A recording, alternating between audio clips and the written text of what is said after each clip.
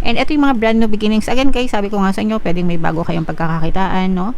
Bagong opportunity sa pera guys. Ito guys, maganda yung pupuntahan nyo kasi ito yung greener pasture. Ibig sabihin mas maganda yung kung lilipat kayo, parang may movement kasi dito, parang meron kayong mga work pero lilipat kayo ng ibang work or lilipat kayo ng ibang kliyente, mga ganon, guys. Pero yung mapupuntahan nyo mas maganda, pwedeng mas maganda yung sahod, mas maganda yung company, mas maganda yung environment, hindi toxic, ganyan. Alright, so and yung iba sa inyo guys, may chance din na mag-travel kayo. Yung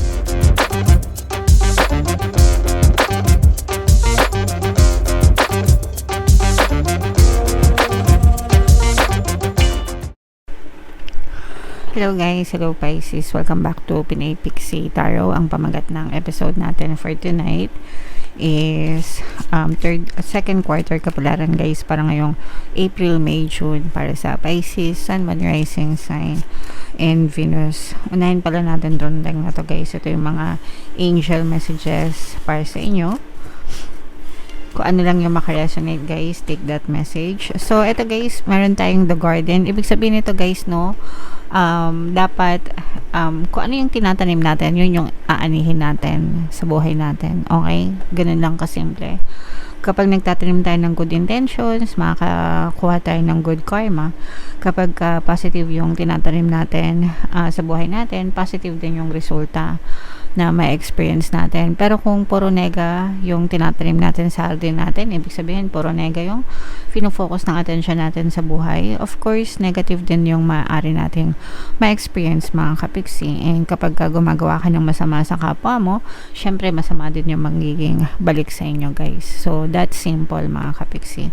So kung anong pananim, kung ano yung bunga na gusto nyong ma-experience, dapat yun din yung tinatanim nyo sa buhay nyo, Pisces. Okay? Alright. So, comment down below guys if naintindihan nyo yan. Ito naman guys, this is more on love connection. Romantic relationship specifically guys, no? So, ibig sabihin nito, nagkakaroon kayo ng magandang connection with your partner or specific person. Kung kayo ay in a relationship na guys, and kung kayo naman ay single, maaaring meron kayong magkaroon kayo ng connection with another person na maaaring maging isang romantic relationship, mga kapiksi, ma-develop sa isang romantic relationship guys. Okay? Alright. And another message, ito naman guys, ibig sabihin ito, swabe, maganda yung daloy ng buhay nyo, yung daloy ng blessings, yung daloy ng papapala, life in general, no, very smooth, very swabe yung daloy ng buhay nyo ngayong second quarter ng 2026 guys. So i-main-main nyo na lahat yan guys, magandang pananim, magandang love connection, swabing pamumuhay, no? I-main-main nyo na guys sa comment section mga kapiksi. And eto naman sa love guys, tingnan naman natin yung mga energy sa inyong love. Kung ano lang yung makaresonate sa inyo guys, take that message. So, eto guys, no, focus on yourself, no? You attract romantic love by enjoying this moment fully. So, enjoy nyo lang yung buhay nyo guys. Happy people naturally attract love in their relationship, in their life guys, no? Kapag masayahin kayo, confident kayo, di ba? Natural na na-attract nyo yung pag-ibig kasi maganda yung energy nyo, maganda yung vibration nyo guys. Okay? As opposed dun sa mga kapiksi na palaging malungkot, palaging nag-emo, palaging sullen, no? Pinupush back nila yung pag-ibig sa buhay nila guys. Kaya dapat you should be naturally happy. When we say naturally happy, masaya kayo, no, with what you have sa buhay nyo, contented, happy, hindi naghahanap, no, and grateful always, diba? Okay, so yeah. And for some of you guys, no, getting to know, ito nga yung sinasabi ko sa inyo kanina, na for some of you maaaring merong magandang connection, no, na makilala kayo. This is more on sa mga kapiksi natin na single or nasa situationship na type of relationship mga kapiksi, or baka may makilala kayo guys ngayong season na to and maaaring ma-develop into a loving connection mga kapiksi. So, applicable yan sa mga single guys. And ito naman guys, ito free yourself, no? It's time to take back control of your life, mga kapiksi. Ibig sabihin ng free yourself, alisin mo yung mga negative emotions sa puso mo, galit, anger, hatred, resentment, grudges, no? Kasi kapag ka in a relationship ka, tas marami kayong mga pag-aaway ng person mo, no? Usually, pumapangit pumapangit yung aura dahil sa sobrang dami ng kanigahan sa relasyon, mga kapiksi. So, hindi naman ibig sabihin na free yourself, kung mawala ka na dun sa person mo. For some of you, pwedeng ganun, no, na baka masyado na kayo nagsasuffer sa relationship and it's about time na makipaghiwalay kayo. Pero for some of you, ibig sabihin lang nun, pwede naman na in a relationship pa rin kayo, tuloy nyo pa rin yung relationship nyo, pero alisin nyo yung mga grudges, yung mga toxicities sa puso nyo and start to focus on love and forgiveness and healing, guys. Okay?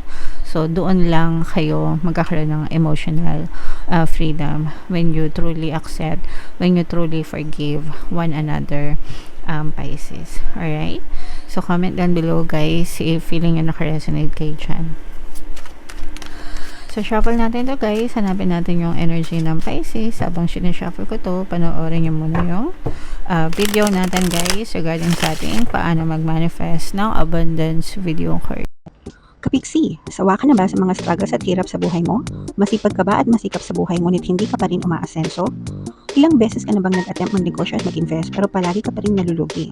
Sa pagkakataon na ito ay maaaring may subconscious beliefs ka na nagiging balakid sa iyong pag-unlad at pagyaman. Introducing, paano mag-manifest ng abundance video course. Dito ay matututunan mong ma-overcome ang mga balakid mo para tuluyan ka ng umunlad, umasenso, sumagana, maging matagumpay, successful at maswerte sa iyong kabuhayan, pera, trabaho, negosyo, salapi at kaperahan ng bonggang-bongga. Dali, mag-send na ng email sa pinoypixie@gmail.com at simulan na ang iyong pagyaman ngayon. Alright, so sa lahat ng gusto mag-avail ng course, guys, meron tayong paano mag-manifest ng abundance video course, paano mawala ang third party, at magkaroon ng harmonious na relationship, paano pabalikin si ex vice breakup. Sa mga interesado, guys, mag-send lang kayo ng email sa pinoypixie@gmail.com. And sa mga naghahanap ng pampaswerte, guys, meron tayong money shaker jars at saka itong mga bracelet, guys. Ito yung WhatsApp number natin. I-chat nyo lang ako dyan, guys. Ilalagay ko din sa comment at sa description. So, Pisces, kayo ay represent ng King of Cups, mga kapiksi. Yeah, so tatlong beses tayo maglalatag ng spread, guys. Isa sa April, isa sa May, isa sa June. Pero anytime, sa loob ng 3 months, pwede nyo ma-experience yung mga energies na yan. So, meron din tayong presence dito, guys, ng another water sign, Cancer, Pisces, Scorpio. For some of you, guys, maaring may water element kayo sa inyong natal chart. Or you may be dealing with another water sign. So, eto, guys, no? Unahin na natin yung negative. Ito yung babala. Guys, mag-ingat sa mga scammer, mag-ingat sa mga manloloko. Mag-ingat, maging mapanuri kayo, guys, sa mga taong pinagkakatiwalaan nyo. Someone very sneaky, no? This is more on kakilala, guys. Meron kayong kakilala na magta-trader o nagta-trader sa inyo. Mga kapiksi, pwedeng sa pera, pwedeng sa love relationship, guys, no? Pero, yeah. Pwedeng both, guys. Pwedeng sa relationship, mga kapiksi, parang niloloko ka ng partner mo dahil sa pera, no? Parang ganun. So, kunwari, piniperahan ka ng person mo, lalo na kung LDR kayo, o online, magjowa kayo online,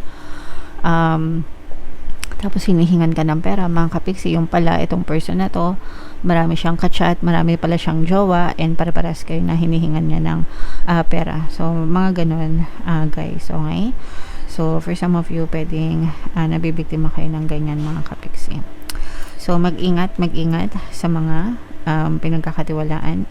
Kahit hindi sa romantic relationship, guys, no? Even sa non-romantic, let's say, mga kaibigan or kakilala, na yung tipong uutangan ka, pero tatakbuhan ka, hindi ka na babayaran, tas bigla ka nang ibablock, yung mga ganun, no? Mga modus nila. So, yeah, ingat-ingat, mga kapiksi. On the positive side naman, guys, ito for some of you, maaaring may mga magagandang opportunity pagdating sa pagkakakitaan. So, ibig sabihin, pwedeng magkaroon ng bagong trabaho, bagong negosyo, or bagong source of income, mga kapiksi. And maganda yung sinasabi natin na ito, no, very smooth, very suabe yung daloy ng pera daloy ng pera, tsaka yung daloy ng biyaya sa inyo mga kapiksi. Okay? And ito din guys, yung nakikita natin na sa love relationship. Yung sa love mga kapiksi, no, may chance na ito maganda yung connection nyo, di ba? Sa love and relationship, talagang maganda yung connection nyo. And for some of you, maaari may magpakasal, guys, no? Marriage is on the cards for you, or engagement, mga kapiksi, or baka bigla kang yayain ng person mo na magsama, or magplano na magpakasal, or makatanggap kayo ng marriage proposal, guys. Okay? Alright. So, i-mind nyo na yan, mga magagandang energy na yan. Mga kapiksi. So, another set of energy tayo, guys, no? So, unahin natin sa negative, mga kapiksi. Ito, this is loneliness, sadness.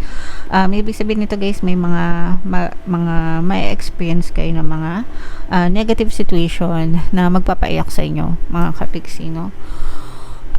So, hindi natin masasabi kung ano eksakto yung mga... Pero ito, guys, I'm sensing na parang this is more on grieving. Maaari may mawala sa inyo, guys, no? Or baka may nawala na sa inyo tapos hindi pa kayo nakaka-move on dun sa grieving stage, mga kapiksi, and nandun pa kayo sa stage of healing, guys, no? So, pag grieving talaga, guys, medyo matagal yan, and wala naman talagang gamot sa grieving, guys. It's a matter of acceptance, no? Pag sinabing grieving, guys, may mawawala, no? It's either may tao, bagay, sitwasyon na mawala sa inyo, even yung mga alaga natin, mga pets, ganyan, di ba? So, we grieve for the loss, mga kapiksi. And walang gamot dyan, guys, no? It's just, again, sabi ko nga, a matter of acceptance, guys, okay? Knowing and understanding na wala na sila, but meron silang mga memories sa buhay natin, okay? Alright, so okay lang yan, guys. Lahat tayo dadating talaga sa stage na yan. Mga kapiksi, kailangan lang natin tanggapin ng maluwag sa kalooban natin. And ito yung mga brand new beginnings. Again, guys, sabi ko nga sa inyo, pwedeng may bago kayong pagkakakitaan, no? Bagong opportunity sa pera, guys. Ito, guys, maganda yung pupuntahan nyo kasi ito yung greener pasture. Ibig sabihin, mas maganda yung kung lilipat kayo, parang may movement kasi dito, parang meron kayong mga work pero lilipat kayo ng ibang work or lilipat kayo ng ibang kliyente, mga ganon, guys. Pero yung mapupuntahan nyo mas maganda, pwedeng mas maganda yung sahod, mas maganda yung company, mas maganda yung environment, hindi toxic, ganyan. Alright, so, and yung iba sa inyo, guys, may chance din na mag-travel kayo. Yung travel nyo, guys, ang purpose ng travel nyo is healing, no? Parang gusto nyo mag-travel kasi gusto nyo mag-heal, mga kapiksi. So, okay lang yan, guys. Enjoy nyo as long as may budget kayo. And mag-ingat na rin kayo, mga kapiksi. Okay? Alright, so, i-mind nyo na yan, mga healing na yan, mga travel na yan, mga kapiksi. So, what else, guys? Mayroon ditong presence ng another earth sign, Aquarius, Gemini, Libra, guys. For some of you, maaaring may air element kayo sa inyong natal chart, or you may be dealing with another earth sign. Eto, guys, meron kayong pagdidesisyonan. Mag-ingat kayo sa pagdidesisyon nyo, mga kapiksi, kasi kapag nagkamali kayo, medyo malaki yung loss, or parang you will face a big problem kapag ka nagkamali kayo sa desisyon nyo. So, kapag nagdi-decision kayo, guys, always affirm, everything is always working out in my favor, ganyan, para maging pabor talaga sa inyo yung sitwasyon, whatever the outcome may be, palaging okay yung sitwasyon sa inyo. So, dapat meron kayong ganong klaseng belief, guys, okay, para maiwasan yung mga pagkakamali, mga kapiksi. Alright? And, ito, guys, yung sorry. Merong magpaparamdam sa inyo from the past, guys. Ito, parang magsusorry ito, no? Merong regrets na nararamdaman tayo dito. Pag sinabing regrets, pagsisisi.